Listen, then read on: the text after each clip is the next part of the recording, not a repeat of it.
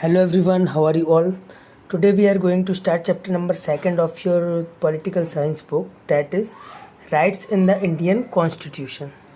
तो सबसे पहले हम समझ लेते हैं कि राइट्स होते क्या हैं। तो देखिए, हमारे कॉन्स्टिट्यूशन में हमें कुछ अधिकार दिए गए हैं जिन्हें हम फंडामेंटल राइट्स बोलते हैं, जैसे कि राइट टू इक्वालिटी, हमारे साथ कोई भेदभाव नहीं कर सकता। राइट टू फ्रीडम, हम आज़ाद हैं, हमें कोई गुलाम नहीं बना सकता। राइट टू अगेंस्ट एक्सप्लॉयटेशन, मतलब कि हमारा कोई शोषण नहीं कर सकता। राइट टू रिलीजन, हम अपना जो धर्म है उसको फॉलो करने में स्वतंत्र हैं, कोई हमें ज़बरदस्ती किसी दूसरे धर्म को पालन करने के लिए फोर्स नहीं कर सकता। कल्चरल एंड एजुकेशनल राइट, हमें शिक्षा का अधिकार मिला हुआ है। जैसे आप देखते होंगे कि अपनी स्कूल में भी कुछ बच्चे ऐसे हैं जिनको राइट टू एजुकेशन के थ्रू पढ़ाया जा रहा है ना। राइट टू कॉन्स्टिट्यूशनल रेमेडी, अगर हमें कॉन्स्टिट्यूशन के इन राइट्स में कोई किसी भी तरह की अगर मतलब हमारा शोषण हुआ है या फिर हमें बोलने से रोका गया है तो उसकी रेमेडी भी कॉन्स्टिट्यूशन में दी गई है। तो जो हमारा सबसे पहला फंडामेंटल राइट है वो है राइट टू इक्वालिटी। मीन्स हमारे इंडिया में जितने भी लोग हैं वो कॉन्स्टिट्यूशन की नज़र से हम देखें तो सभी एक हैं। ओके, कोई भी ऊंचा नहीं है, कोई भी नीचा नहीं है, कोई भी आपसे भेदभाव नहीं कर सकता on the ground of caste, creed, race, religion, place of birth, sex. मतलब कि आपकी कास्ट को लेके कोई भेदभाव नहीं कर सकता, आपकी जाति को लेके कोई भेदभाव नहीं कर सकता, धर्म को लेके भेदभाव नहीं कर सकता, आपकी प्लेस ऑफ बर्थ को लेके कोई भेदभाव नहीं कर सकता, या सेक्स मीन्स आप मेल हो फीमेल हो उसको लेके कोई आपसे भेदभाव नहीं कर सकता। ओके, तो राइट टू इक्वलिटी पे क्या बोला गया है कि कॉन्स्टिट्यूशन के हिसाब से जितने भी इंडियंस हैं वो सभी एक हैं और उनमें किसी भी चीज़ को लेके भेदभाव नहीं कर सकते। All human beings are born free and are equal in dignity and right. अब जितने भी ह्यूमन बींग्स हैं वो फ्री और इक्वल, ओके, वो कैसे हैं? फ्री और इक्वल, मतलब कि सभी एक हैं और सभी आज़ाद हैं। ऐसा राइट टू इक्वलिटी में हमें अधिकार मिले हुए हैं। फिर आता है राइट टू फ्रीडम। अब अंडर आर्टिकल 19 टू आर्टिकल 22, मतलब आर्टिकल 19 से लेके 22 तक हमें राइट टू फ्रीडम दिया गया है। ओके, उसके बारे में बताया गया है। तो this right provides various freedom of speech and expression. तो इस राइट के अंदर हमें क्या मिला है?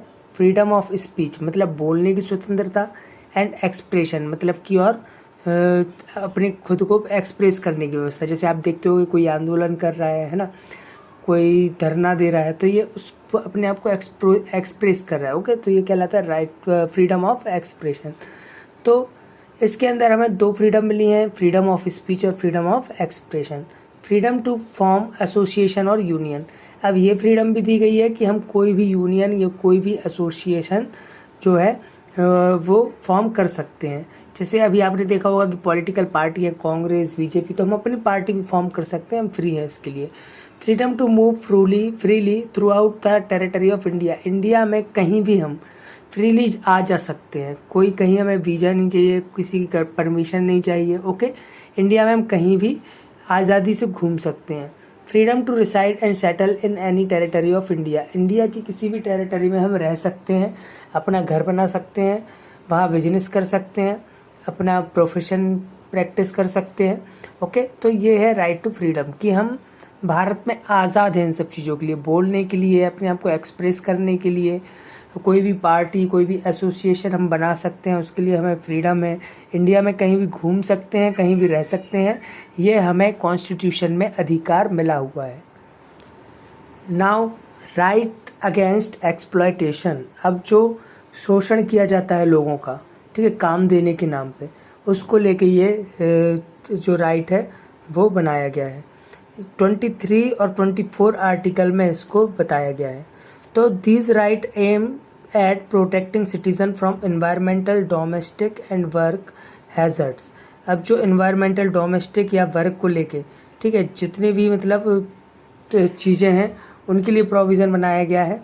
First is the abolition of forced labour, पहला बनाया गया है फोर्स्ड लेबर के लिए, जो कि ज़बरदस्ती अगर किसी से काम कराया जाता है उसको कम पैसे दे के या उसको पैसे ही ना दे के, तो फोर्स्ड लेबर कहलाता है। Second is the abolition of employing of the children under age 14 years of age. अगर 14 साल से कम के बच्चे हैं उनसे काम कराया जा रहा है तो सेकंड प्रोविज़न उसके लिए बनाया। तो किस किस के लिए बनाया? पहला फोर्स्ड लेबर, कि उनको कम पैसे दे के या पैसे ना दे के काम कराया जा रहा है तो उसके लिए। सेकंड, अगर 14 साल से कम के बच्चे से काम किया जा रहा है तो उसके अगेंस्ट बनाया गया है राइट अगेंस्ट एक्सप्लॉयटेशन।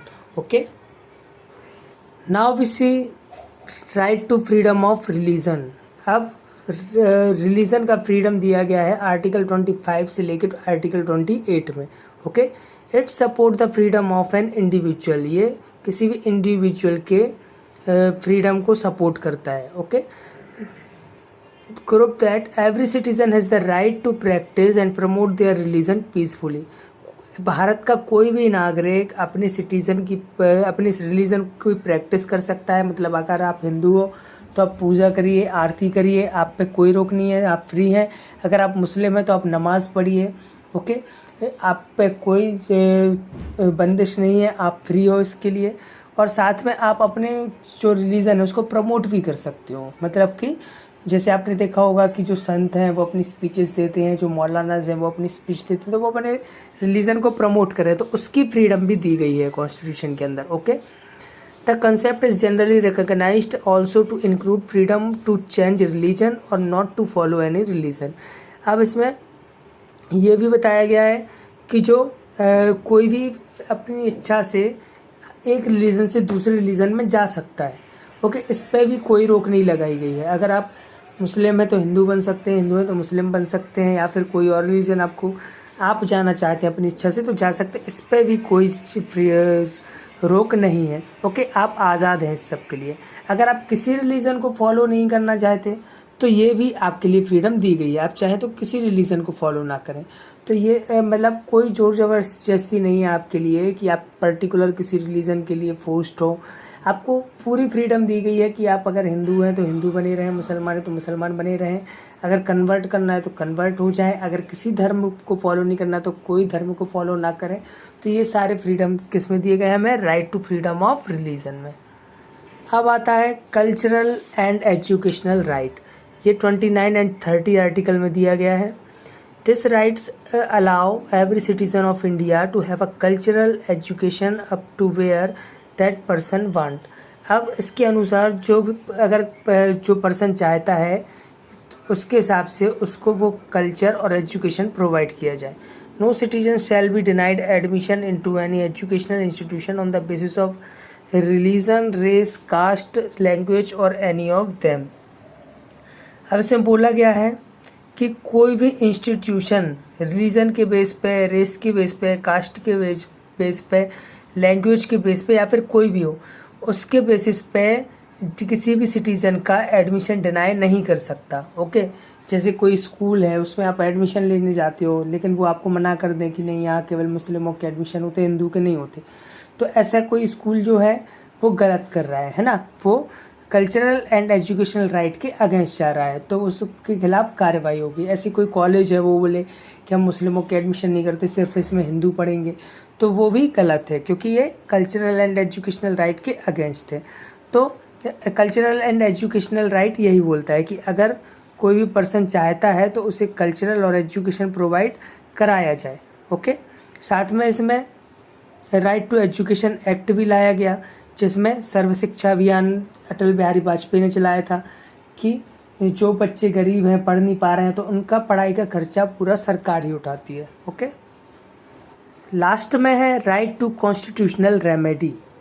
अब क्या है कि अगर जो राइट जो अभी हमने डिस्कस किए हैं इनमें से कोई भी राइट का आपका वायलेशन अगर होता है, अगर आपके कोई भी राइट का उल्लंघन होता है तो आप इसको कोर्ट में केस कर सकते हो, आपको इसकी जो रेमेडीज़ हैं वो प्रोवाइड की जाएंगी। ओके, जो भी न्याय होगा आपके साथ कोर्ट जो है आपको न्याय दिलाएगी।